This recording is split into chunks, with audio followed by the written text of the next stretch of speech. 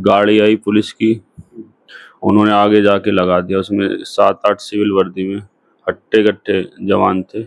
आँखों से पट्टी बांधे रखी। पूरी रात हमें वहीं पर रखा।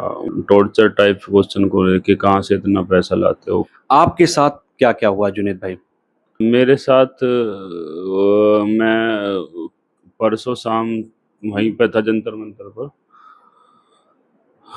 तो वहाँ पर मैं फ़ोन, अभिजीत भाई का फ़ोन आ रहा था मुझे, तो मैं फ़ोन पर उनसे बात कर रहा था। वो मेरे घर के बारे में, उसके बारे में पूछ रहे थे।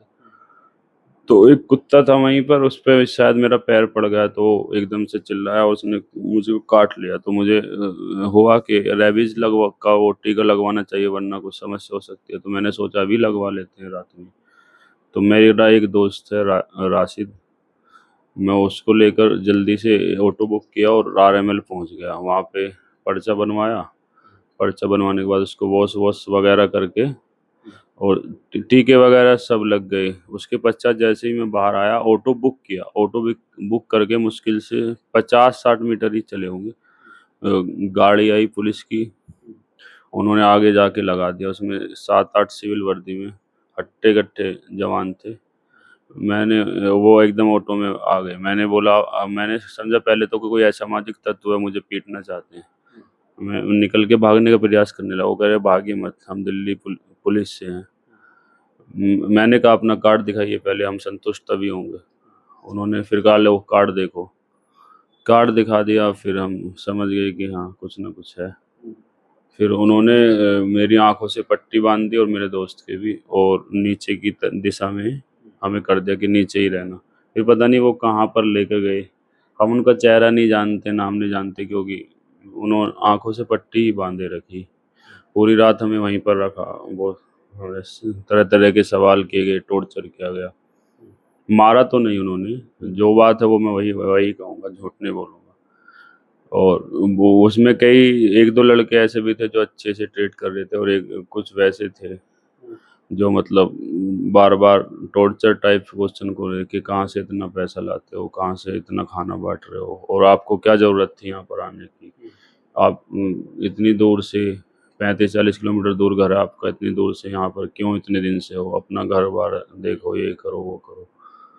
फिर उन पूरी रात हमें रखा गया। हमको पहले बोला गया कि 10 मिनट में सिर्फ छोड़ देंगे, अगर संतोषजनक उत्तर दे दिया हमारे अधिकारी आएंगे। पूरी रात तक कोई अधिकारी नहीं आया। फ़ोन पर ही 1-2 बार उन्होंने बात करवाई। फिर सुबह में लगभग 11 या 12 बजे हमें, क्योंकि आंखों से पट्टी बंदी थी, टाइम भी अंदाजे से ही हम बता रहे हैं, तो वहाँ पर भी जो है हमें रखा गया। फिर वो अधिकारी क्वेश्चंस करे उन्होंने, हमारे फ़ोन भी ले लिए, उसमें सारी डिटेल चेक कर ली, व्हाट्सअप वगैरह, कॉल डिटेल वगैरह। उसमें ऐसा उन्हें कुछ लगा नहीं। तो ये सब बातें थी। कहने लगे कि एनएसए लगा देंगे और या फला जेल में भेज देंगे, ज़्यादा वो करते हो। मैंने कहा हमने सर कोई गुनाह तो किया नहीं है, सिर्फ पानी बांटना, खाना खिलाना भूखे को, कोई ये तो कोई गुनाह का काम नहीं है कि कहाँ से इतना पैसा लाते हो। मगर सब मिलजुल के ही कर रहे हैं सर। स्विगी जोमेटो से लोग खुद से ही इतने ऑर्डर कर दे रहे हैं, हम तो सिर्फ उसको मैनेज कर रहे हैं। हम क्या करते हैं, हम शुरू में शुरुआत की थी, लेकिन उसके बाद तो लोग खुद ही करने लगे, खुद से फिर तो मैनेज करने का 20 तारीख के बाद तो हमें ज़रूरत ही नहीं पड़ी। तो कहने कहने लगे ये है वो है, अगर सही सही नहीं बताया तो हम ये कर देंगे वो कर देंगे। फिर उन्होंने संतुष्ट हो गए वो हमारे उत्तरों के द्वारा। फिर कहने लगे चलो हम आपको छोड़ देते हैं।